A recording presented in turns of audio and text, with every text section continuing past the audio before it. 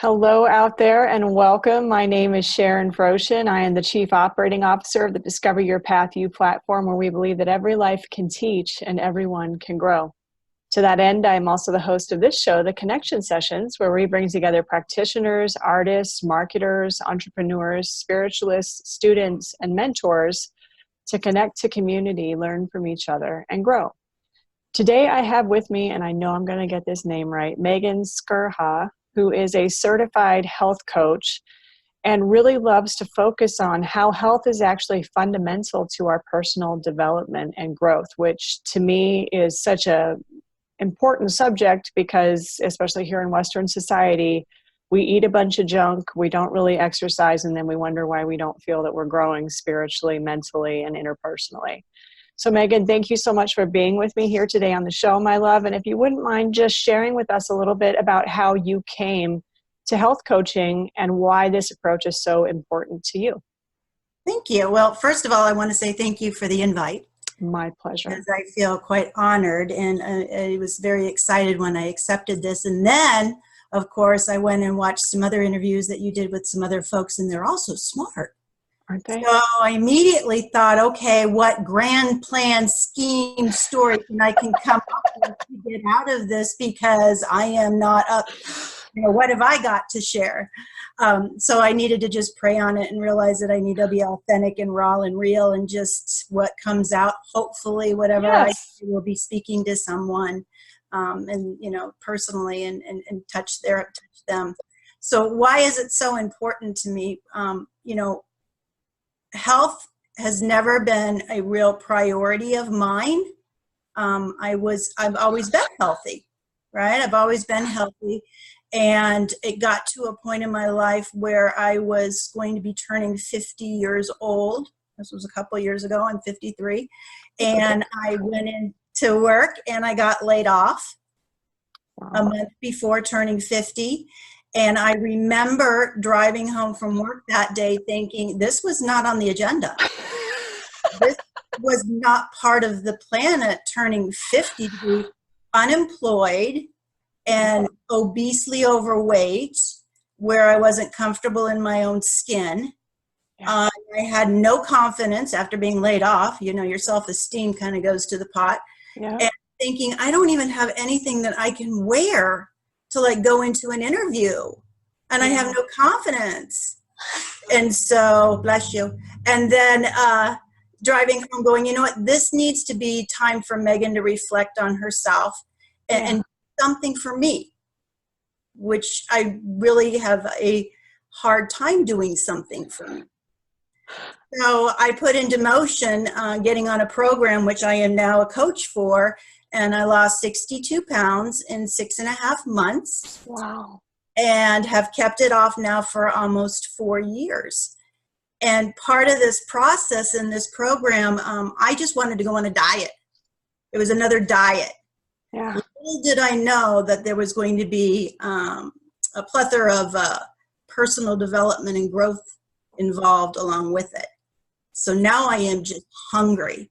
I am just hungry to grow.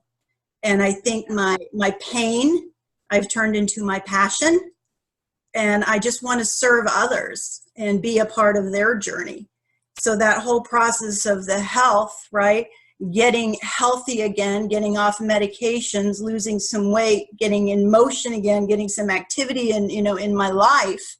Yeah. And then the most important part of it for me is to be working on the most extreme muscle that causes me the most challenges, which is up here. Yeah, that's beautiful. That's beautiful, love. And I always love it when I get a chance to talk to people who have created a business from a pain point that is personal to them. Because often, and I've said this before in other interviews, as coaches, we will pick up this is my niche, and the niche that we pick, really we're picking from a financial standpoint of, I think I can do this, or this is something that I think I could be good at. Not understanding that the people that are going to connect to you and are going to be drawn to you are the people that share that similar pain point, much like alcoholics can get to each other and can help each other faster than any other group of people, because one alcoholic understands another. In the same way, one obese woman who has just lost her job and feels her, her vivaciousness and her youth slipping away from her into this place that she can't seem to get back to is going to understand your story because you understand your story. It's just it's not just marketing jargon for you. So how have you taken your story and created from that the thing that like draws like a siren song, those people that are specific to your pain point? So part of my story is also addiction. So yeah, I have that piece as well. So I will be sober for 10 years here in a matter of a couple weeks. So oh, sweetie, that's awesome. Thank you. Thank you. And I think it's all about, we say, we carry the message, not the mess. So yes. Yeah, the part that I've incorporated, I think that is the thing that I'm the most passionate about is that I want to serve others. Yeah. Exactly what you said. It doesn't even need to be somebody obesely weight. There are people out there that might need to lose just 10, 15 pounds, but they're not comfortable in their skin. Yeah. Exactly. And they're thinking they can't do it. I'm not worthy. I'm not good enough. I can't do it. I have all those. I still have all those. I didn't want to do this today, right? I'm going to be a blubbering idiot on here. But I have to realize that my thoughts are not me. Yes, that's so powerful. Shut up. Yes. Stop already. That's such a powerful point because we have been taught, we've been conditioned by society, we've been conditioned by religious organizations and ideals that what comes from this secondary organ, the brain, is who we are. So we create the idea that there's a separate self that needs to fix this self, the body, the mind, the spirit, our thoughts, our emotions, and our experience. And then we spend our whole lives trying to fix something that doesn't need to be fixed from the point of view of something that doesn't exist. And then we wonder why we're exhausted. So I love that you brought that up. I know that approximately 5 years ago for me, I had a huge health crisis. My liver started failing. I'd been on psych meds forever, right after having been addicted to methamphetamines and ecstasy for over a decade. And everything came down to changing that frame of mind. And I think that you can agree with me that actually the people that have just a little bit of weight to lose, it's harder for them than it is for people like us who are 60 and 70 pounds overweight and are facing death. Wouldn't you agree? Yes. Yeah. There doesn't necessarily have to be, as we say, our bottom. There doesn't have to be a bottom. We can raise the bottom up, right? Yeah. The other thing that I just quit was I quit smoking. I'm so proud of you. Thank you. On day about 104 of being smoke free. Well, you can't walk around and say you're a certified health coach and be sneaking out and having a cigarette, right? So it was, as far as raising that bottom, I remember my mom saying that I hope there isn't a bottom to smoking that makes you have to stop. Oh, that's a powerful statement right there. Because it calls into consciousness lung cancer and having to have, all kinds of surgeries, and then the chemo, which is actually worse for you and is now being proven to cause more of the effects that destroy our bodies than the actual cancer. And it really does, it calls into mind that there's a bottom for every behavior that we're not willing to let go. Yeah. And even with her saying that, it wasn't enough. She'd been saying it for a while. It wasn't until I was ready deep down inside my innermost core that I was ready. Yeah. And what's so true about that is that emotional bottoms are so much more profound than external bottoms, aren't they? Like when I had my bottom was totally emotional. Even though I didn't have a home that was my own, I didn't have a roof over my head that I could rely on, I didn't have money, I didn't have belongings, I didn't have a job. My bottom was looking into the mirror and realizing that whatever I could have called a soul wasn't in my eyes anymore. That was that moment of, oh shit, something has gone profoundly to the left, and I don't know how to get back to it. So share with us and our viewers, how is it that the bottom can really, if we have to have one, can really be that point of inspiration and that jumping off place into a whole new life? how that bottom how it comes into play into our decisions. Well, you know, everybody has a different bottom, and they all say that, you know, there's always a trapped door in the elevator, so there's always another bottom. Right? You know, that's what I've heard. But you know, my bottom for me was, as far as the alcohol addiction, was getting in trouble. I got in trouble. I was full of excuses in my mind. It's, don't talk to me about my drinking. Don't tell me that I have to stop. Don't tell me I have a home, I have a job, I have a husband, I haven't gotten in trouble. Boom. I got in trouble. And I say that, you know, I finally saw the light and it was flashing red in the rearview mirror.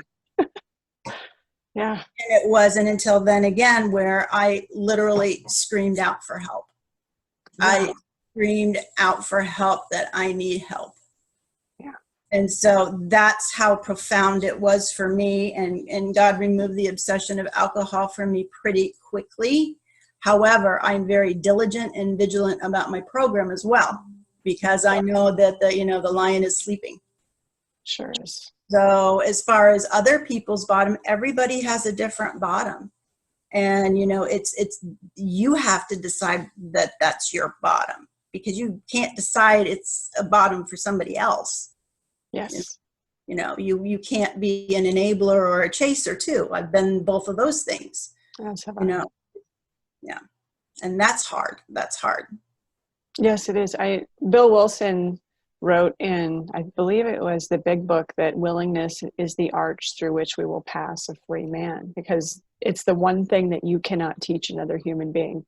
Only a human being's experiences can teach them willingness. It cannot be taught from the experiences of someone else.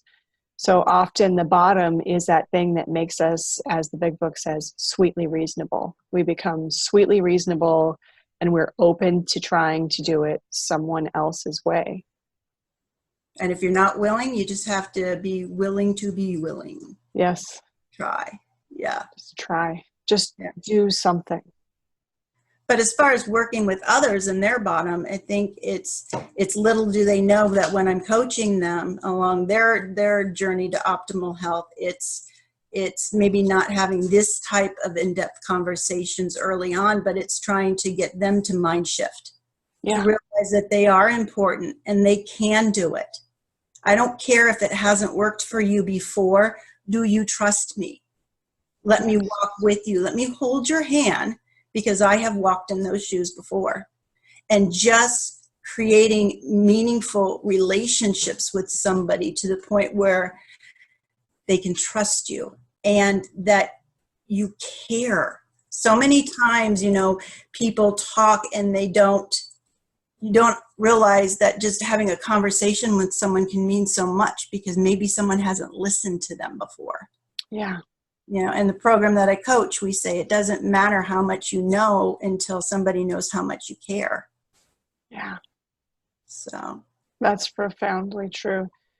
Profoundly true. Often, as you know, there are studies that are regularly proving now that the basis for addiction and for several other completely avoidable diseases is really a lack of human connection. It's a lack of that heart-to-heart being seen, being known, and sharing ourselves with another person that draws us out of that isolation of our fear.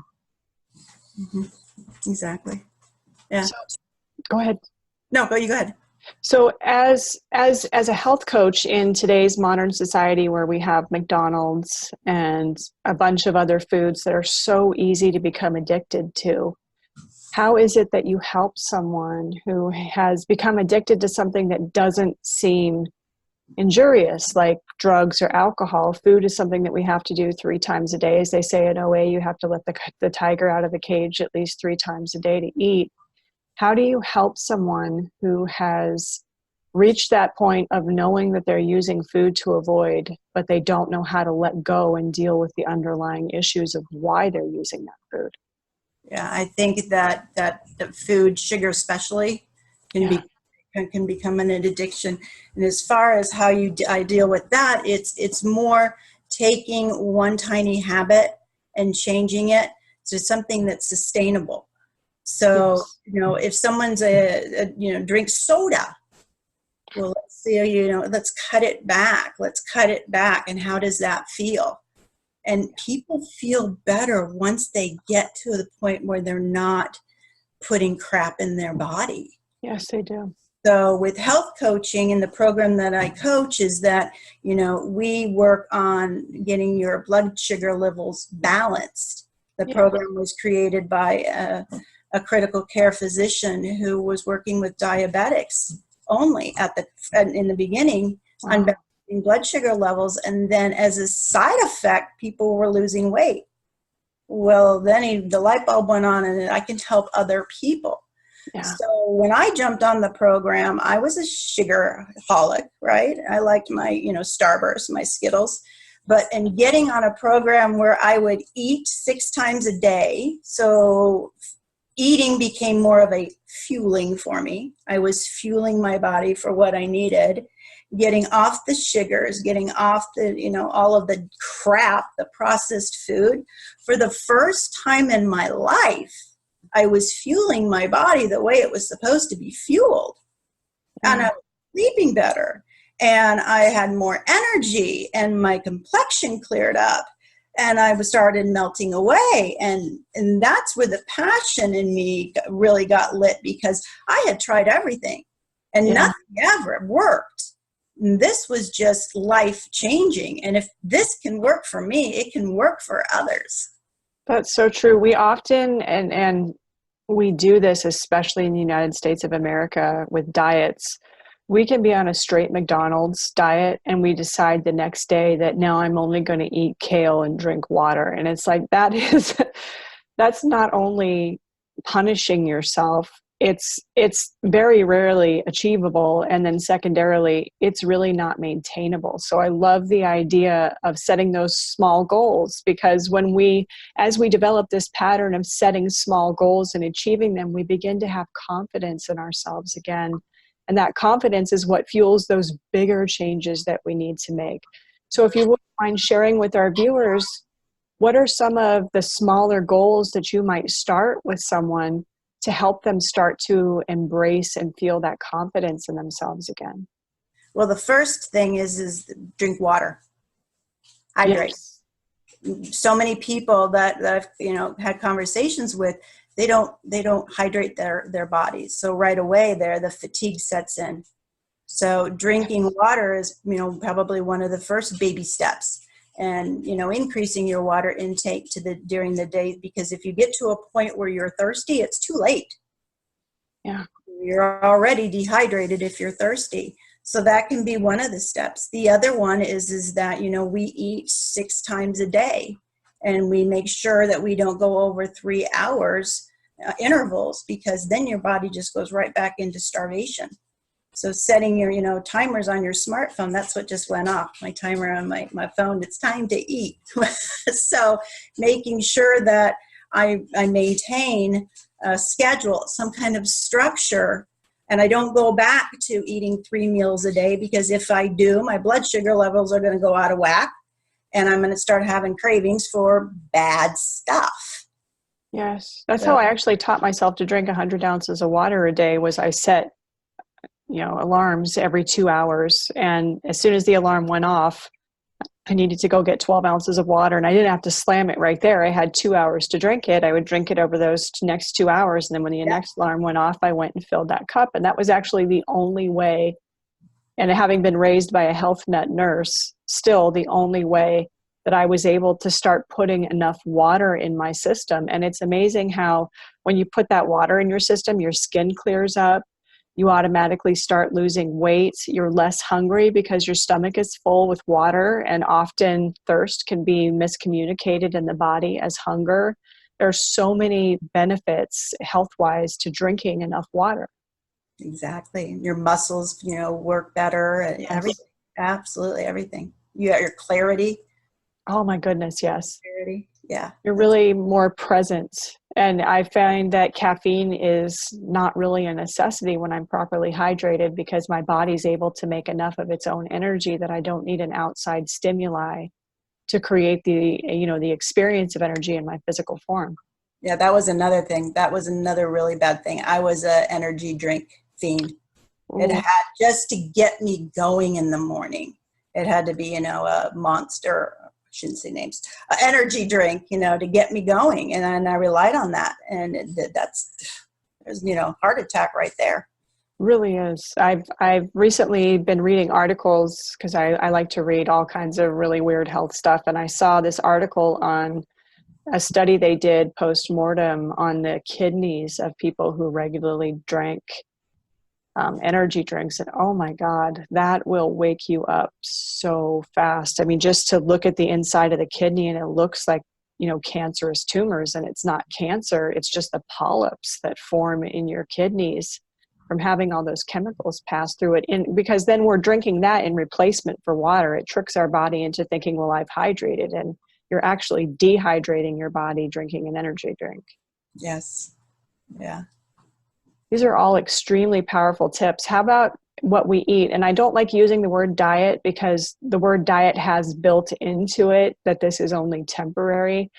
Diet used to mean what a species or what an organism traditionally eats within its given environment. But now it's become, and our CTO, our Chief Technology Officer, Samantha D, is on with us, and she's someone who really specializes she wrote a book called My Big Fat Fat, which was all about all of the diets that she had tried and all of the ways that she tried to lose weight, and how the diet industry actually makes billions of dollars a year on our failure.